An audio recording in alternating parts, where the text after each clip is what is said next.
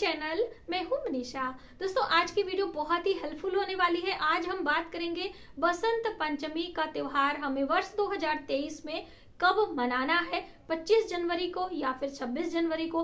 पूजा की तैयारी हमें कैसे करनी है, पूजा की क्या विधियां होने वाली है, और स्पेशली सभी माओं के लिए एक विशेष उपाय। ज्यादातर आप सभी के कमेंट आते हैं कि हमारे बच्चों का मन पढ़ाई में नहीं लगता है, उनको अपना पढ़ा लिखा याद नहीं रहता है, उसके लिए हमें क्या विशेष उपाय बसंत पंचमी के दिन करने होते हैं, ये भी जानकारी हम आपको देने वाले हैं। बसंत पंचमी का त्योहार हमें क्यों इतना ज्यादा और बसंत पंचमी का त्योहार इतना ज्यादा महत्वपूर्ण क्यों माना जाता है, इस दिन क्या विशेष माता सरस्वती को हमें पूजा अर्चना में प्रयोग करना चाहिए और जिससे हमारे बच्चों का मन पढ़ाई लिखाई में लगे। बहुत सारी बातें बसंत पंचमी पूजा से संबंधित होने वाली हैं, तो आप ये वीडियो इन तक देखें जिससे सभी जानकारी प्राप्त करके आप भी बसंत पंचमी के दिन ये सारी प्रयोग, ये सारी विशेष प्रक्रिया करके अपने बच्चों का मन पढ़ाई लिखाई में लगा सके। तो सबसे पहले तो आप सभी को बसंत पंचमी, श्री पंचमी के नाम से भी जाना जाता है, बसंत पंचमी श्री पंचमी की हार्दिक शुभकामनाएं। इस दिन माँ सरस्वती का जन्मोत्सव के रूप में इस दिन को मनाया जाता है और माघ मास की शुक्ल पक्ष की पंचमी तिथि पर यह पर्व आता है हर वर्ष। और इस बार वर्ष 2023 में ये 26 जनवरी को मनाया जाएगा। हालांकि जो पंचमी तिथि है वो 25 जनवरी को दोपहर 12:33 से ही प्रारंभ हो जाएगी, लेकिन जो पंचमी का पर्व विशेष रूप से है, जो विशेष शुभ संयोगों के साथ में हमें प्राप्त हो रहा है, वह 26 जनवरी को है। क्योंकि देखिए, यदि हम मुहूर्त की बात करें तो अभूज मुहूर्त इस दिन को माना जाता है, और जो सूर्योदय, सूर्य व्यापनी तिथियां होती हैं, वही हिंदू सनातन धर्म में पूरे दिन मान्य किया जाता है। तो सूर्योदय के साथ में आपको पंचमी तिथि 26 जनवरी को मिल रही है और शुभ संयोग के साथ में मिल रही है, यानी कि शिव योग मिल रहा है, सर्वार्ध सिद्ध योग मिल रहा है, रवि योग मिल रहा है। तो बहुत सारे शुभ योग मिल रहे हैं, क्योंकि इस दिन को अबूझ मुहूर्त के नाम से भी जाना जाता है। कहने का अर्थ है, इस दिन कोई भी कार्य आप शुरू कर सकते हैं, आपको मुहूर्त या फिर किसी पंडित पुरोहित से विचरवाने की जरूरत नहीं होती है, आम बोलचाल की भाषा में हम आपसे बात करें तो। और जो पहले दिन यानी 25 जनवरी को जो दोपहर 12:33 से शुरू हो रही, यानी 12:30 बजे के बाद, तो 12 बजे के बाद जो भी तिथियां लगती हैं वो मान्य नहीं की जाती हैं। तो इसलिए आपको 26 जनवरी के दिन ही बसंत पंचमी का पर्व मनाना होगा। पहली बात तो ये क्लियर हो गई। दूसरा, इस दिन सभी को माता सरस्वती की आराधना करनी चाहिए, क्योंकि देखिए, ज्ञान की आवश्यकता हर क्षेत्र में होती है। आप विद्यार्थी हैं, आप गृहिणी हैं, आप व्यवसाय करते हैं, आप नौकरी व्यापार करते हैं, कुछ भी, कहीं भी, तो ज्ञान की देवी माता सरस्वती की पूजा बसंत पंचमी के दिन बेहद खास मानी जाती है और इस दिन को श्री पंचमी के नाम से भी जाना जाता है।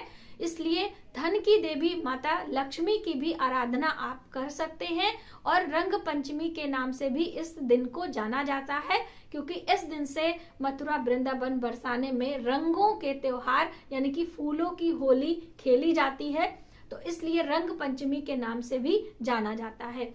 वहीं पर माता सरस्वती की प्रतिमा यदि आपके घर में नहीं है तो आप इस दिन ला सकते हैं।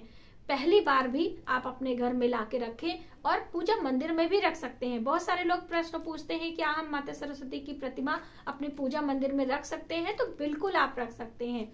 और यदि आप अपने बच्चों के कमरे में माँ सरस्वती की प्रतिमा ईस्ट की वॉल पे, बहुत सारे लोग पूछते हैं किस दिशा में, तो आप ईस्ट की वॉल पे लगा सकते हैं, नॉर्थ की वॉल पे लगा सकते हैं। यदि स्पेस नहीं है, परेशानी है, तो आप पश्चिम की भी दिशा में माँ सरस्वती की प्रतिमा लगा सकते हैं इमरजेंसी में। तो इस तरह से माता की प्रतिमा आपको अपने बच्चों के कमरे में जरूर लगाना चाहिए। और कौन से मंत्र का जप करना है, क्या विशेष उपाय करना है, वो भी हम आपके साथ शेयर करेंगे। लेकिन कैसे इस दिन पूरा दिन हमें बिताना है, किस रंग के वस्त्र पहनने हैं, कैसे पूजा करना है, सूक्ष्म तरीके से हम आपको जानकारी देना चाहते हैं। सबसे पहले तो इस दिन पीले रंग की प्रधानता होती है। पीला रंग ज्ञान का प्रतीक माना जाता है। वैसे आप हल्के सफेद रंग के भी वस्त्र पहन सकते हैं, लेकिन पीला रंग ज्यादा महत्वपूर्ण माना जाता है।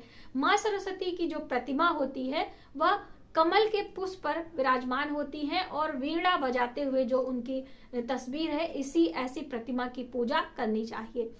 आप सुबह सवेरे स्नान ध्यान कर लें। 26 जनवरी वर्ष 2023 की बात कर रहे हैं हम। उसके बाद पीले रंग के पहने, पीली फैमिली के कोई भी रंग पहन सकते हैं, हल्के रंग के वस्त्र भी आप धारण कर सकते हैं। और माता के पूजन में भी पीले रंग की ही प्रधानता आपको रखनी चाहिए, यानी पीले रंग के पुष्प, पीले रंग की मिठाइयाँ, पीले मीठे चावल का भी भोग लगा सकते हैं। आप स्वयं पीले रंग के भोजन कर सकते हैं। इस दिन चने के दाल की मीठी पूरी बनाई जाती है, मीठे पीले भात बनाए जाते हैं, माता को भोग भी लगाया जाता है। मैंने चैनल पर बताया भी है, तो आप देख भी सकते हैं। पूजा की सभी तैयारियां आप पहले से कर लें। इसकी वीडियो मैंने ऑलरेडी दी है, लिंक हम डिस्क्रिप्शन में दे देंगे, तो आप देख सकते हैं। पूजा की थाली में आपको पीले रंग के पुष्प, पीले रंग के अक्षत, पीले रंग के चंदन और पीली मिठाइयाँ, ये सभी थाली में आप तैयार कर लें। हो सके तो पीले वस्त्र भी आप माता के लिए रख लें, वरना आप प्रणाम कर लेंगे, मौली का वस्त्र पहना देंगे तो भी चलेगा। अब एक आसन बना लें, लकड़ी का पटा रख लें और माता सरस्वती की प्रतिमा रख दें। उसके ऊपर पीले रंग का आसन आप पुष्पों का भी दे सकते हैं या फिर चावलों का भी दे सकते हैं। और माता की प्रतिमा रखकर आप सबसे पहले स्नान कराएं, धूप दीप दिखाएं, माता के प्रिय पुष्प और प्रिय भोग लगाकर उन्हें प्रसन्न करें।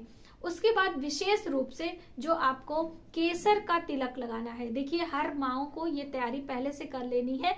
आपको केसर की डिब्बी मार्केट से लेकर आनी है और चांदी की कटोरी, यदि आपके घर है तो बहुत अच्छा है, वरना आप चांदी की कटोरी मार्केट से ले लें। चांदी की प्लेट भी आप ले सकते हैं। यदि आपके घर नहीं है तो चांदी के सिक्के पर भी, यानी एक कटोरी में चांदी का सिक्का रख लें और उसके ऊपर भी ये कार्य आप कर सकते हैं। केसर के धागे ले लें, 2 से 3 धागे ले लें और उस चांदी की कटोरी या चांदी के सिक्के के ऊपर रख दें। उसमें गंगा जल 2 से 3 ड्रॉप आपको डालना है, थोड़ी सी हल्दी डालनी है, मिक्स करके एक पेस्ट तैयार कर लेना है। अब इस चंदन को सबसे पहले माता सरस्वती का तिलक करना है। आप स्वयं करें, आपका बच्चा करे, आपके परिवार के सभी मेंबर कर सकते हैं और विधिवत तरीके से आपको माता का पूजन करना है। पूजा करते समय कौन से मंत्रों का जप करना है वो आप जाने। सबसे पहले तो आपको ओम ऐं शारदे नमः, ऐं शब्द विद्या का है, माँ सरस्वती का है, ज्ञान का है। तो ओम ऐं शारदे नमः, शारदा माँ सरस्वती को ही कहा जाता है।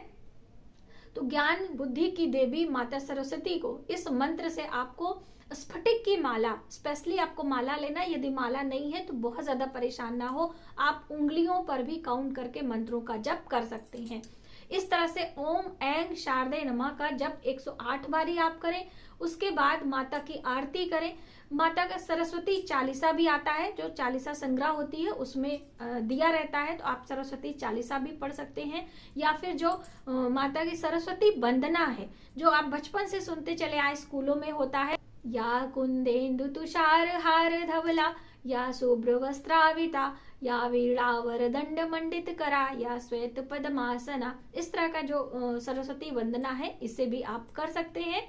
उसके बाद आपके पास जो भी पुस्तक है, आपके घर में जितने भी पठन पाठन की पुस्तकें हैं, चाहे वैदिक मंत्रों की हो, चाहे वेदों की हो, चाहे कोई पुराण हो, चाहे आपके बच्चों की पुस्तकें हो, उन सभी पुस्तकों को पहले से आपको झाड़ पोंछ के साफ कर लेना है और फिर उस पे हल्दी कुमकुम का तिलक करना है, धूप दीप दिखाना है, थोड़े से इत्र लगाने हैं, इत्र माता को भी आपको चढ़ाने हैं।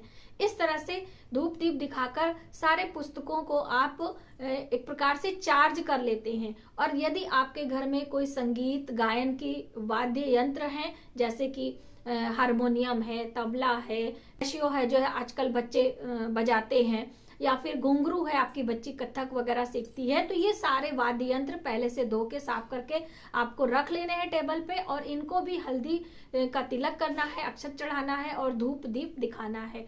और बहुत सारे लोग कहते हैं इस दिन हमें पढ़ना नहीं चाहिए, अपने वाद्य यंत्रों को इस्तेमाल नहीं करना चाहिए। ऐसा नहीं है, आप गायन करके अपने वाणी से माता को प्रसन्न कर सकते हैं। आप यदि पूजा करते समय आप पढ़ेंगे नहीं, मंत्र का जप नहीं करेंगे तो कैसे होगा, इसलिए आप पढ़ सकते हैं।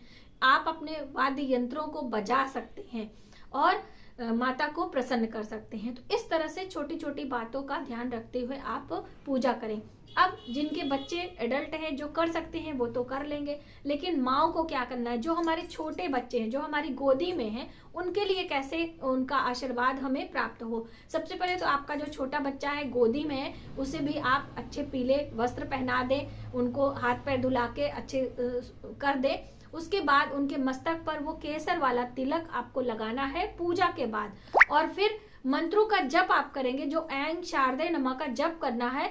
उस समय आपको एक पात्र में जल रखना है, कटोरी में, और उस मंत्र का जप करते समय आपको कटोरी में ध्यान कर लेना है और फिर उस जल को अपने बच्चे को थोड़ा थोड़ा करके दिन में पिलाते जाना है। यदि जिनका बच्चा जिद्दी है, पढ़ नहीं रहा है, वो भी अपने बच्चों को इस तरह से प्रतिदिन आप यदि मंत्रों का जप करके इस मंत्र से ओम ऐं शारदे नमः का जप करते हुए अपने बच्चों को पिलाते हैं वो जल, तो आपका बच्चा धीरे धीरे उसका पढ़ाई में मन लगता है और अच्छा नागरिक बनता है। तो इस तरह से बसंत पंचमी के दिन पीले रंगों की प्रधानता रखते हुए आप माता सरस्वती की पूजा करें और उनकी कृपा प्राप्त कर सके।